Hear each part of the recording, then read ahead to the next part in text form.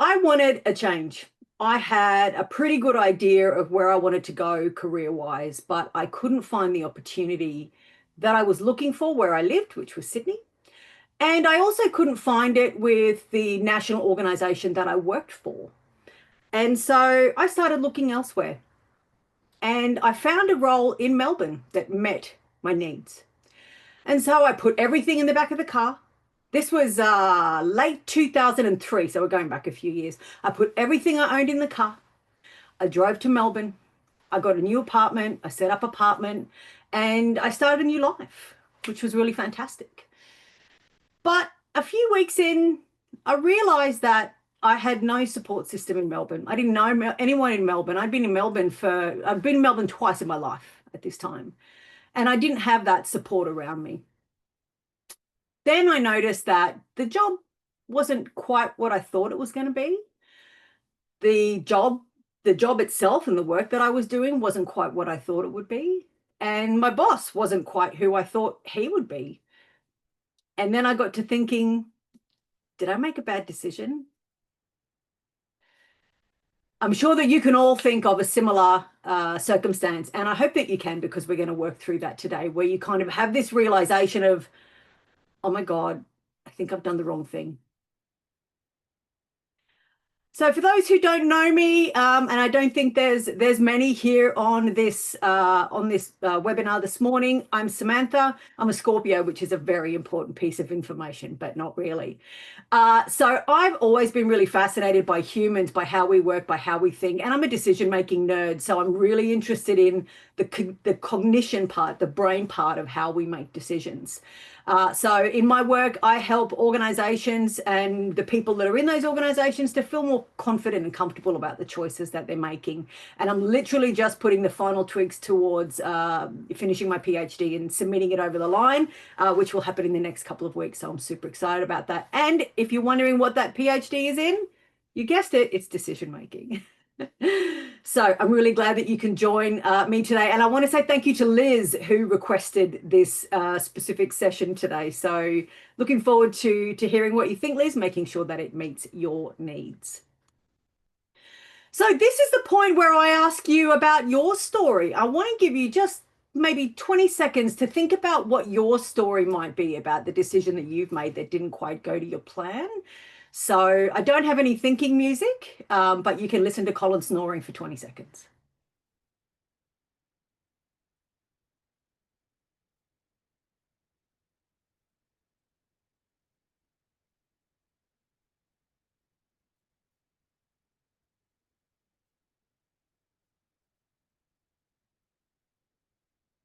Hopefully you've got something in mind.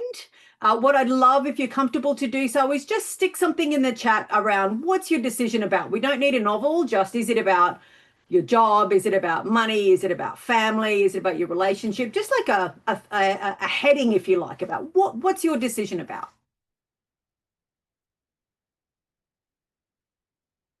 Work. First in. Love that. Thanks, Sarah.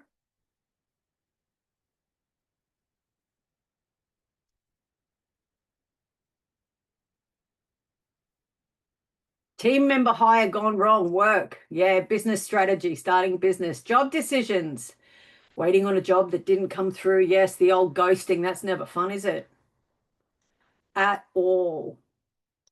Okay, so we've got a lot of work-related things. Agreeing to let my husband buy a cleaning business.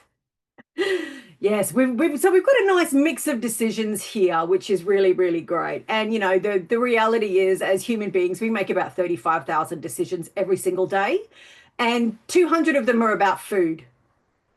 It's about 300 for me about food.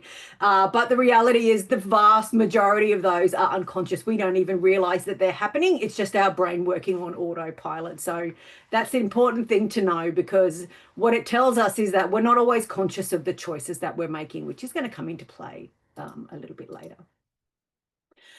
So Thinking about the decision that you've just identified you might want to work through, normally when things don't go as planned, we can have a few different emotions that can come up. So we can feel fear, worried about what's going to happen now. This is not what I planned. What am I going to do now? We can feel angry. Maybe you feel like, did someone take advantage of you or manipulate you or lie to you?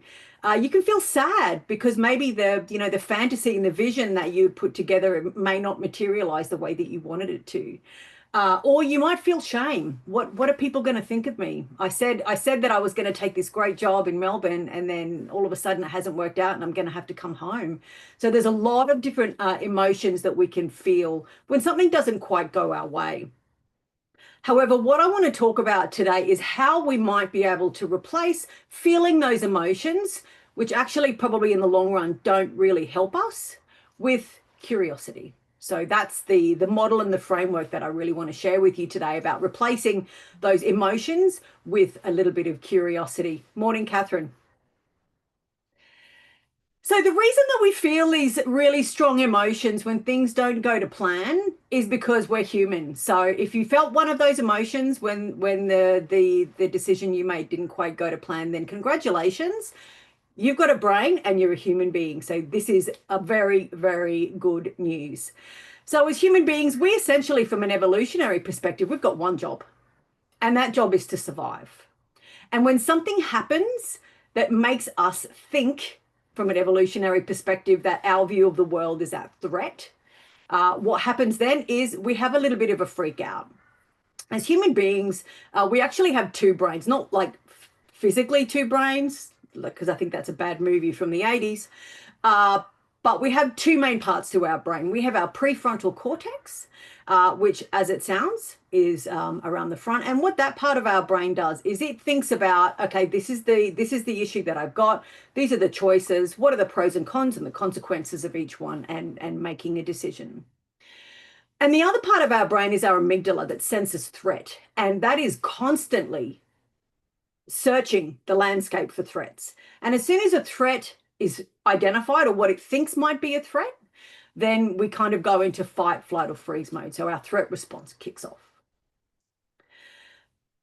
Our brain is hardwired to do this in line with keeping us alive. And there are four features of our brain that I just wanted to talk about quickly that can contribute to our threat response going off. The first one is we like to be in control, because if we can control the world around us, then we're more likely to survive.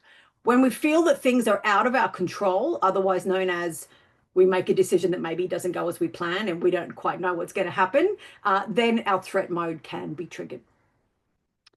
When we have our idea of the world, so, it's Sam's world, party on, excellent. This is the way that the world operates. And when I come across information that disputes my view of the world, it makes me feel really uncomfortable, because now I have two views of the world and I don't know which is true, which is right. This cognitive dissonance makes us feel really uncomfortable.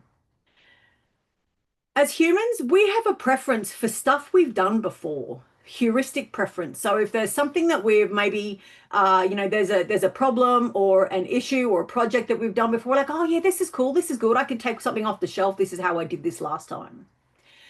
And the reason that we have this preference is because our brain is a tremendous energy hog. So it takes up 2% of our body weight, normally our brains, and consumes about 20% of our energy. So what that means is that our brain tries to go into sleep mode as much as possible. So if we've got something that we've got in front of us that makes us think and think about something new, then our brain doesn't like that because it takes too much energy. And the last feature that we have as human beings is a fear of rejection. So going back to our cave people days, being part of the tribe and a valued member of the tribe was so important, literally, to our survival. So anytime we feel that there might be any kind of threat of rejection or judgment, we panic.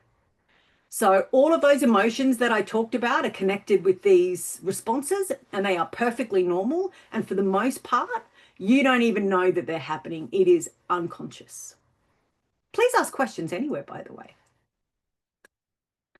So let's talk about what's actually happening here from a cognitive perspective. So we have our decision that we've made. It hasn't quite gone as we expected. Our amygdala senses this and goes, hang on, this isn't what we expected. And one of those emotions is triggered. What we do when we feel these emotions is we make up a story to explain why that's happened. So as human beings, we are built for finding meaning. And if we don't know what the meaning is, we'll make it up. Just like ChatGPT, we hallucinate as well. So we will make up a meaning, which may be true and it may be not true. It may be totally off the wall.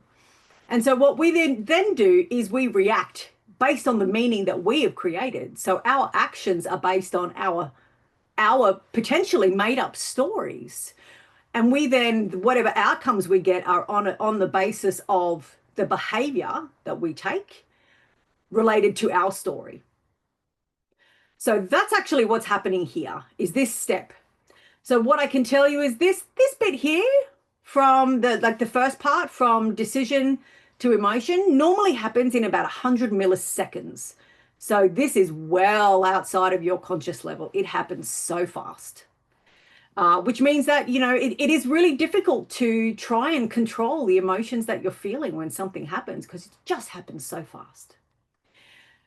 One of the other wonderful features of our brain that can happen is that we then think about what happened. We think about that whole bit along the process.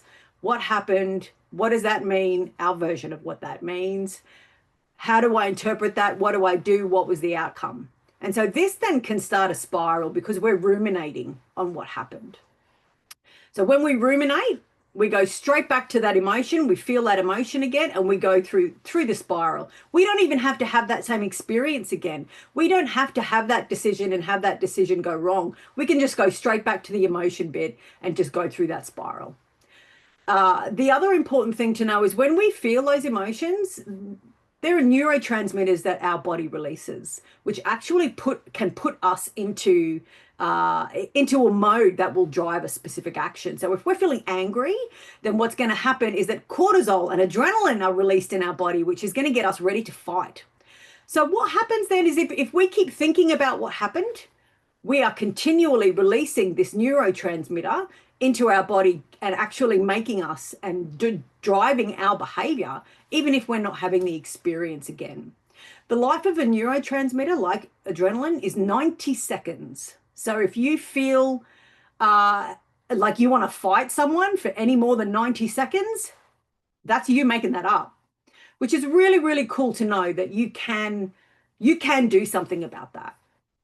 And the best place for you to do something about that is around this point between emotion and meaning and reaction. So remember, the meaning that you have put on something is your meaning, and you can challenge that. I want to just pause for a second and see if anyone's got any questions, because I know there's an awful lot of colors and arrows and information in here. Well, you said your neurotransmitter lasts for 90 seconds. Does Correct. that mean that is the uncontrolled feeling, like the chemical feeling that's been released? Is that what you mean by that? And then Yeah, so that it clears and then you think about it again, or either you move on. Yeah. And don't think about it again. Yep, okay, acknowledge, yes, that's the adrenaline. Calm down, Samantha, and move on. Mm-hmm. But if you think about what happened again, or any feature in that, so whether that be the emotion that you feel, the story that you've made up, or even the decision itself, or the impact, then that neurotransmitter is going to spark again. Okay. Thank you. No problem. All right. So we know what the place is where we can, if you like, change the meaning and the reaction and the outcome. And so this is 4 questions that you can ask. And this is where that curiosity comes in that I talked about earlier. So these are the questions that you can ask to try and challenge the meaning and the label that you've put on something. What was the context of the decision that I made at the time? What was I intending to do? Is there anything that I know now that I didn't know then? And what's the story that I'm telling? And what evidence do I have that this story is right? So the 4 really simple questions that you can ask, and this is about interrupting that response between this is the emotion and the neurotransmitter and the story and actually how you react. That process can take up to about 10 minutes depending on what the issue is. So this is where you have time to interrupt that automated response, if you like. This is where you can bring in intent rather than instinct. So what I'd like you to do is think about the decision that you identified earlier in the session where you think, okay, that didn't quite go as I planned. And what I want to do is give you 1 minute to think about these 4 questions in relation to that decision. And again, sorry, I don't have any thinking music, but I will sort that out for next time.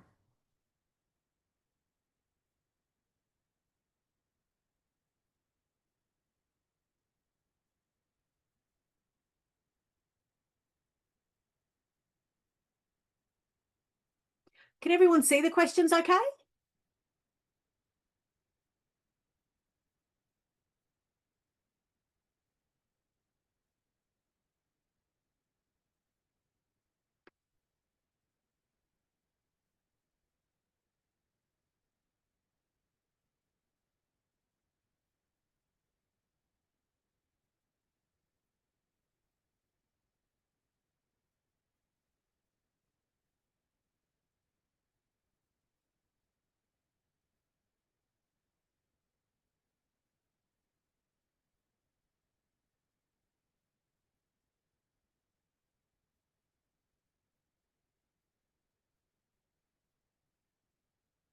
Give you another 20 seconds.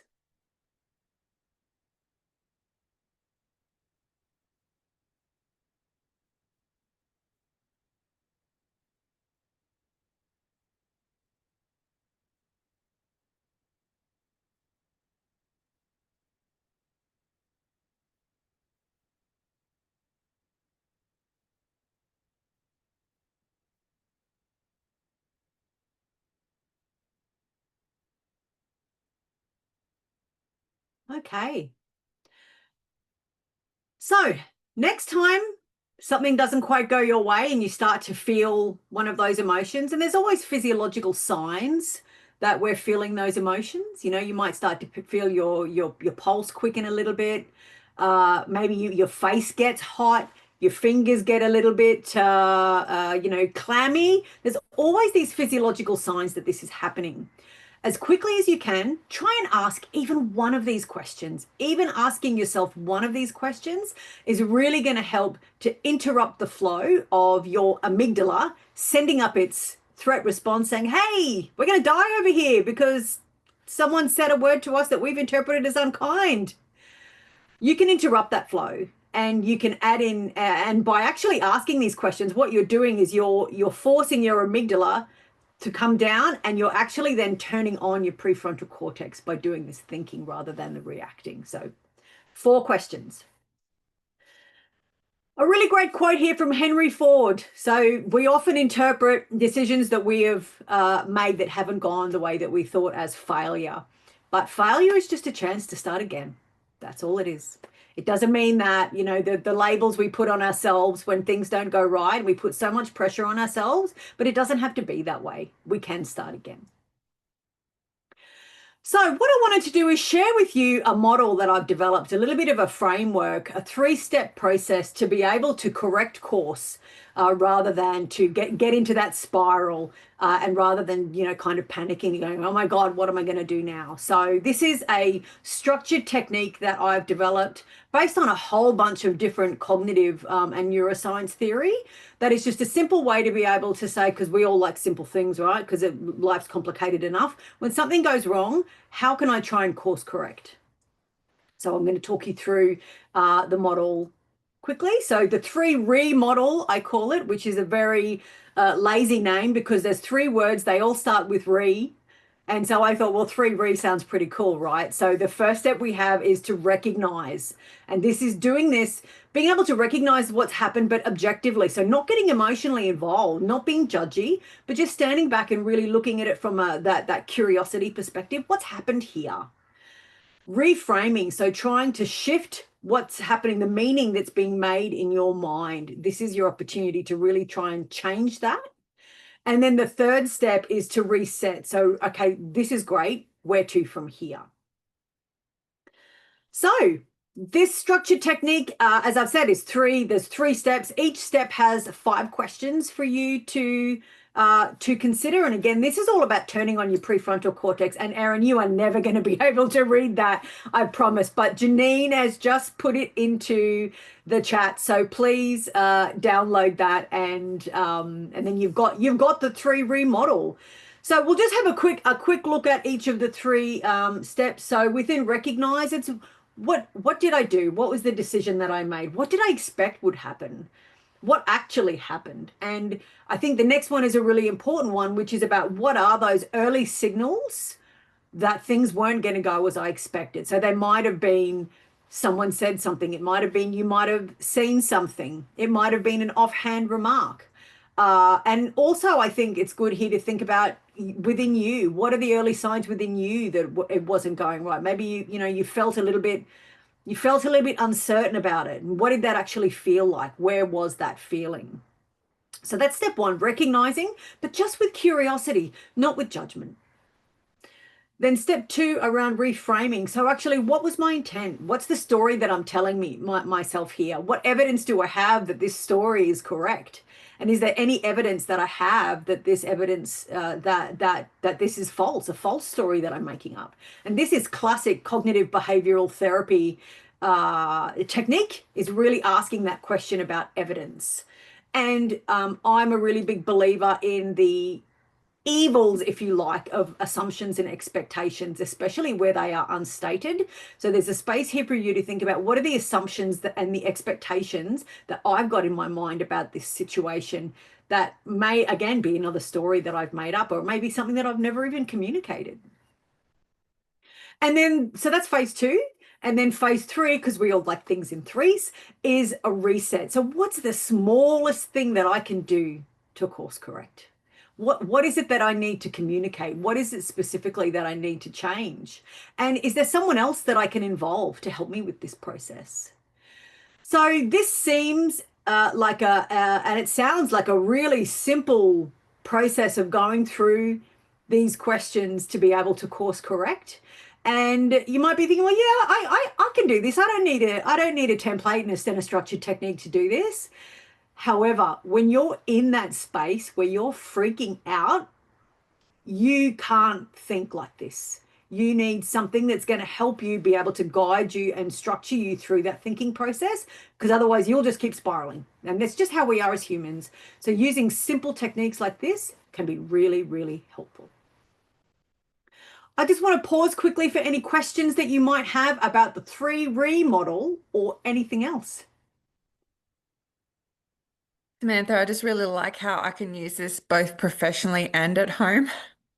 Yes, absolutely. And look, most of the techniques that I design are for that, because we are humans. These are human things. It's not like, we think about decisions differently as we do differently at home than we do at work. It's applicable in any situation. And I think that, some people think, oh, we shouldn't bring emotions to work. But I'm calling BS on that. And, there's a lot of research in this space. There's a neuroscientist from Stanford, and he's done some research that looked at decisions that were being made by humans, and even in different contexts. And what he found, that every decision that we make as a human is driven about, so they actually connected a whole bunch of things to your brain to see what parts of your brain are firing as you're making choices. That 95% of the activity that happens when we're making a decision is from our emotional brain, and 5%, it's 90 to 95. So between 5 and 10% comes from the logic brain. So trying to separate, work life, home life, emotions, no emotions, I'm all professional here, is BS. Any other questions? Yeah, just thinking about that, like you say, try not to, I mean, you are making it from an emotional perspective, and you always think, oh, trust your gut, which I think is it's an emotional response. What do you think about that? How do you sort of apply then the more logical thinking and ignore the gut feeling, or how do you conflate the two? Great question, Noelle. I think that intuition, let's call it intuition, I think that's incredibly valuable. And I don't think it should be dismissed. But what I think is it can be interrogated. So you've got that gut feeling. What is it about? So rather than just sitting there and going, oh, I got this gut feeling that's a no from me or a yes from me, it might just be a trigger for you that you need to ask a few more questions rather than jumping straight in, or ask a few more questions rather than going, brr, I'm out. So it's an interesting trigger for you to know that I need to do some other action here rather than ignoring it or rather than like running, because that in and itself is a threat response. Yeah, but you always kind of go back to saying I should have trusted my gut. You do. You absolutely do. Yeah. And you know, that whole spiraling thing is equally applicable if you say, I'm never going to make another decision like that ever in that situation with that person, with someone who's got a voice like that, you know, in that industry or whatever it is. So we start to attribute certain qualities or values or dangers or risks with certain things, and that's our brain using heuristics. Yeah. Going, oh my God, you know, this person named Bill did this to me 5 years, and this guy's named Bill and he's trying to do this. Whoa. So this is just an opportunity for you to ask some more questions, knowing that your brain will always want to be lazy. It's just how we are. Thank you. No problem. Interesting. Yeah. So I've got a challenge for all of you, because, you know, we all love to attend these things for, you know, for 45 minutes and go, yeah, that was fantastic. I'm going to file that handout in that special place where I file handouts, and nothing will ever happen.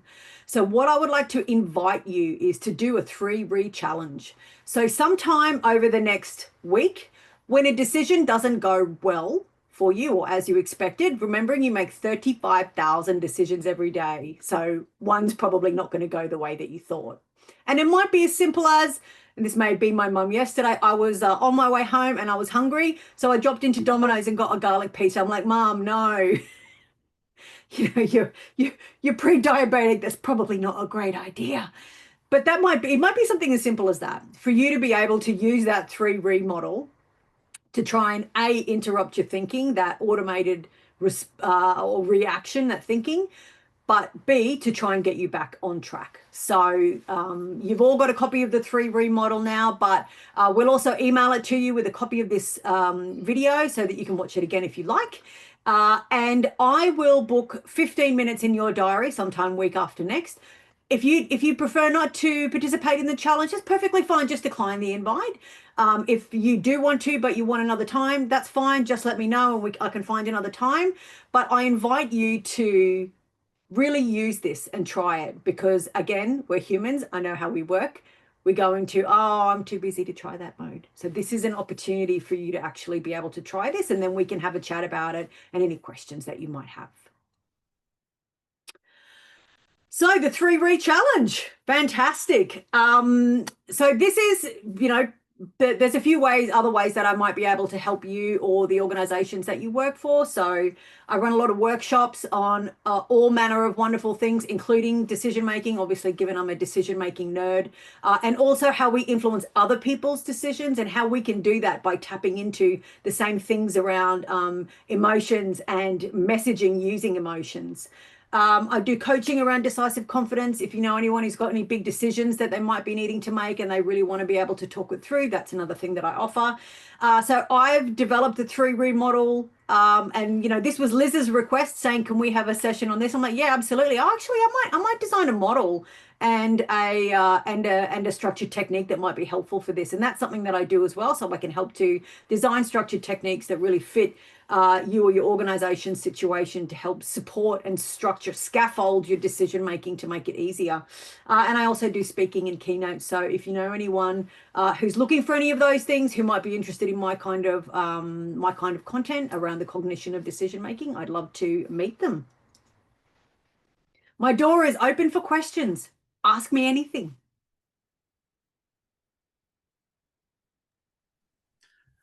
Can I just say, like, it's not necessarily a question, but just to have this sort of template to fill out, because I've found, especially since starting my own business, is I can gaslight myself into that, you know, I've made a decision and I've sort of gone, oh no, it's the wrong one, or maybe it's the right one. It's just got to work itself through a little bit. So to have something like this to go, okay, let's just take the emotion out of it, take everything else out of it, and just sit here and fill that out. Yeah. That sort of would then make me feel like, okay, yeah, no, I've thought this through properly. I'm not having myself on. I haven't gaslit myself.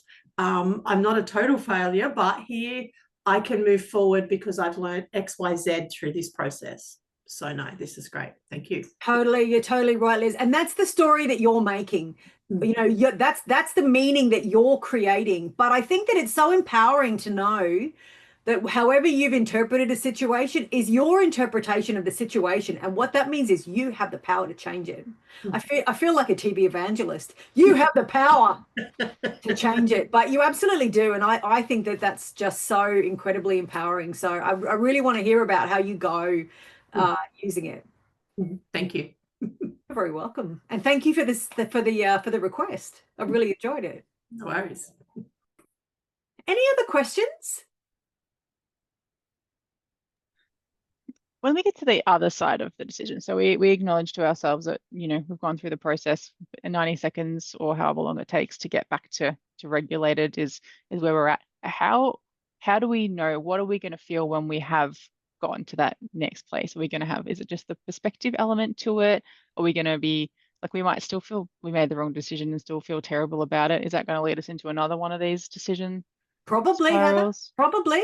And then you would just go through the same process. Well, okay, well, what was I expecting to happen? What was the intent? What meaning have I created out of this? And so you would just go through that again. And then you will get to a point where all of these questions, you will probably actually start asking yourself automatically. So again, beauty of our brain. So there's a lot of crappy things about that our brain does to make our life harder. But one thing that it does to make things easier for us is it creates neural pathways. So it creates shortcuts. And we talked about those heuristics. You can create those. You're not just subject to those. You can create them. And so if there's a habit that you have, which might be, oh my God, I'm going to freak out or whatever it is, the less you do that and the more you can replace it with something else, the weaker that neural pathway is going to be and the stronger your new way is going to be. So what you'll find is if you start habitually asking these questions after something doesn't quite go right, you will probably find that you start asking them before you make a decision. And so those questions about what do I expect to happen? What are the potential options here? And you might even start asking, what am I going to look for based on what I know are the signs that something doesn't go right? What are the things that I'm going to look for that might suggest that maybe this is going to go off track? And what can I do? What can I do to circuit break it before it happens? So as you get more experienced and you start habitually asking these questions, you'll find that your method of thinking and making decisions will probably change. Okay, thank you. You're welcome. All right, it looks like we've got no more questions. Otherwise, thank you so much for joining me today. I really, really enjoyed it. And I really look forward to hopefully having a chat with, thank you, Noelle. I look forward to having a chat with those who want to participate in the 3 challenge. It won't be next week, it'll be the week after. I'll give you time to get a good bank of decisions that don't quite go the way that you thought, because they're going to happen, right? And I think that even that is good to know. It's good to know that the world is never going to be exactly as you expected, but the more you can be prepared, the better. So have an amazing rest of week. Thank you so much for joining, and I look forward to seeing you soon.